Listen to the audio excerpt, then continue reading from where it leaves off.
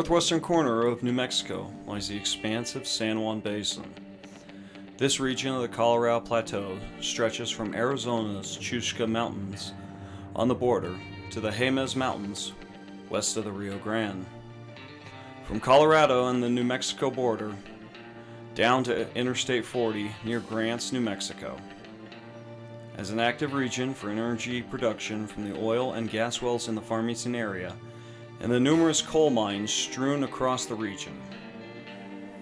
In the 1980s, the Santa Fe Railway yearned to tap into this potential wealth and develop their own coal mines along the southern edge of Chaco Canyon and along the Continental Divide. To access these, the railroad planned a new railroad to tap these, known as the Star Lake Railroad. The line was to leave the Santa Fe's main line near Blue Water and round Haystack Mountain over the Continental Divide to the coal mines on the other side. The Star Lake Railroad was never built, but instead the Baca coal spur, now today's Lee Ranch subdivision, extends to the two coal mines that were eventually developed, today's Lee Ranch and El Segundo mines. Meanwhile, at the southern end of the branch, the Plains Electric Generation and Transmission Cooperative built its Escalante Generating Station in 1984 to provide power to the Western electric grid. To facilitate movements from the coal mines to the Escalante power plant, the power company deferred to the Western Fuels Association and created the Escalante Western Railroad, which utilized a majority of the Lee Ranch subdivision from the mine to a location at milepost 5 known as Escalante Junction. Here the company built a new piece of track to connect the Lee Ranch subdivision directly to the power plant versus having to go to Baca, travel west on the main line to a Y, which was the original spur for the power plant. This would allow the company to utilize its own crews and equipment. These Electromotive Division SD40s were originally built for the Baltimore and Ohio and upgraded to Dash 2 standards in 1984 by Morrison Knutson while being rebuilt at their facility in Boise, Idaho. These SD40s ran a set of coal hoppers between the generating stations and the mine like a conveyor belt on rails. Leaving the Escalante Generating Station, only the engineer occupies the cab of the locomotive while the conductor takes a company truck and heads to the switch at Escalante Junction. After leaving Escalante Junction, the railroad threads a path between Haystack and Little Haystack Mountains, where it enters the Hahino Draw and rounds through the abandoned uranium mines at Ambrosia Lake.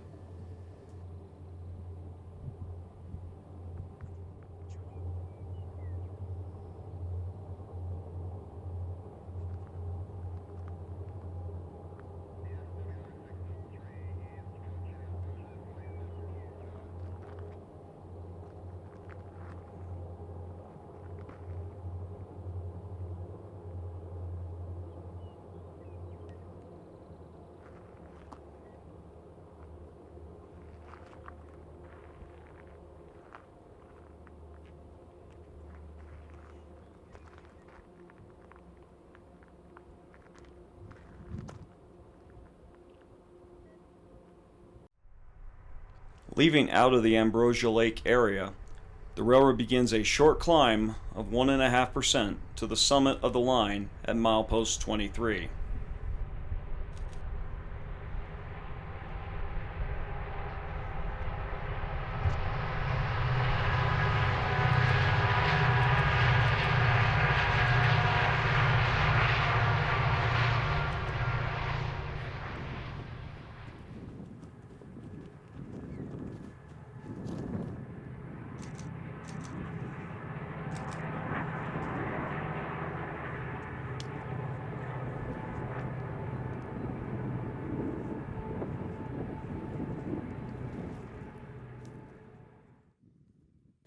After surmounting this, the railroad crosses the basin and arrives at Lee Ranch Junction. Initially, the coal was loaded at the Lee Ranch mine at the base of the San Mateo Mountains, but by the early 2010s, the new El Segundo mine took over as the primary supplier, and the train will make a left-hand turn at the only CTC-controlled switch after leaving the Transcon at Baca.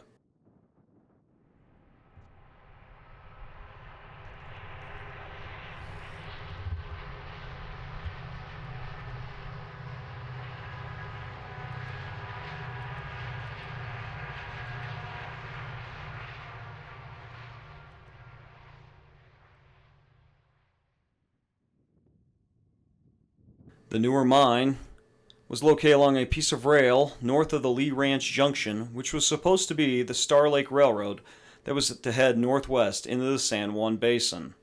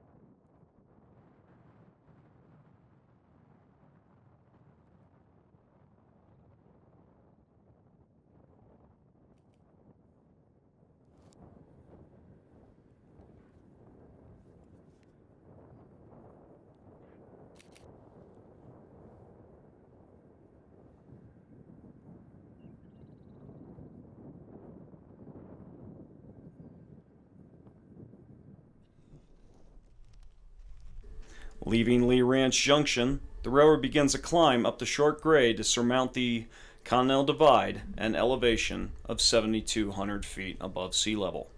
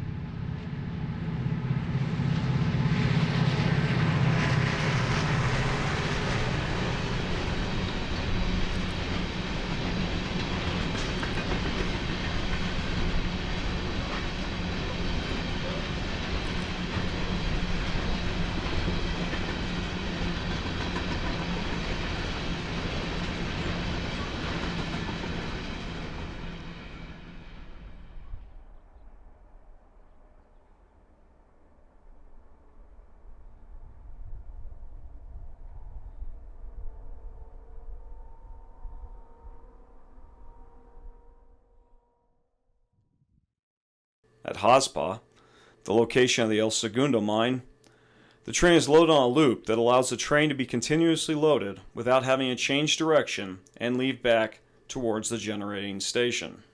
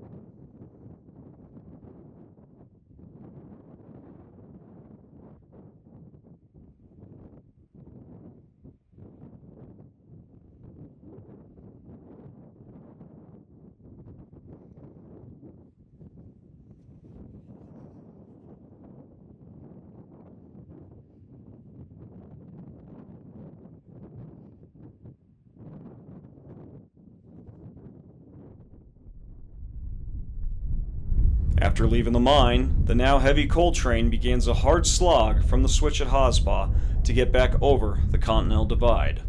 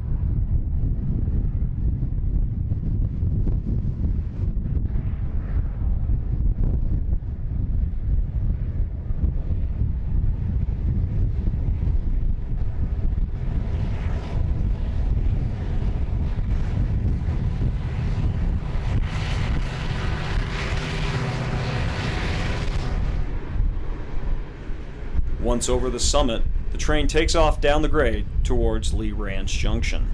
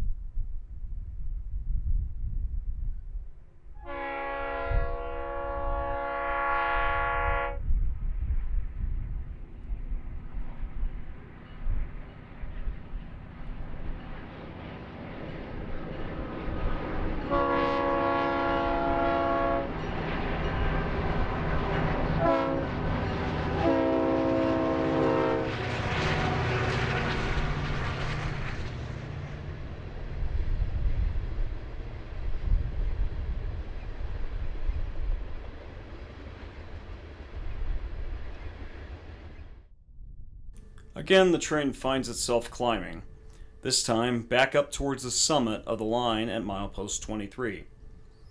This portion of the line is in a remote area of the checkerboard, a patchwork of federal, state, private, and tribal lands that create a mosaic pattern that makes it hard to get access.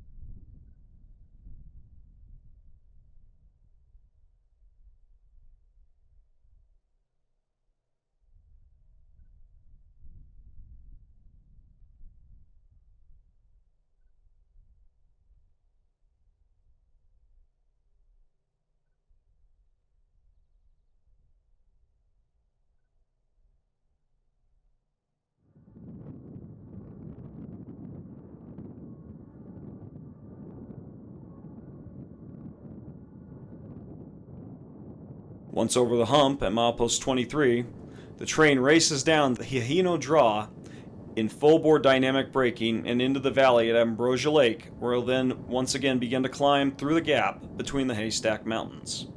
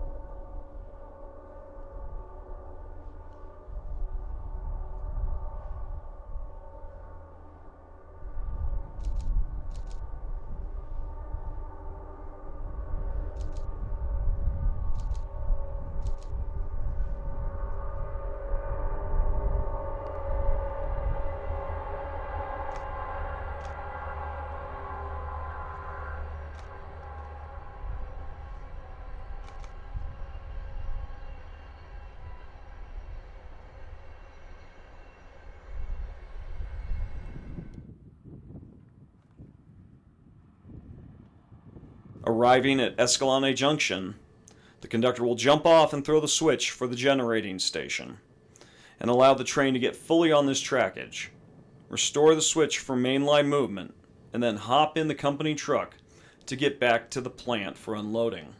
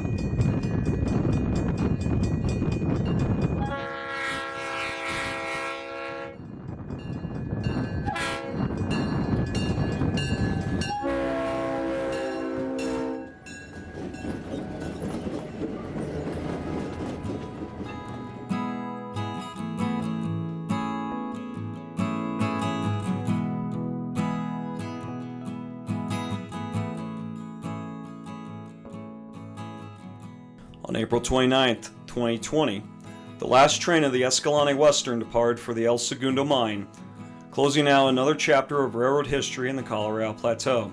With the cessation of the Escalante Western, and before that the Black Mesa and Lake Powell the year prior, only the Navajo Mine Railroad north of here and the Deseret Western at the northern edge of the plateau along the Colorado-Utah border remain, with their days seemingly numbered as well.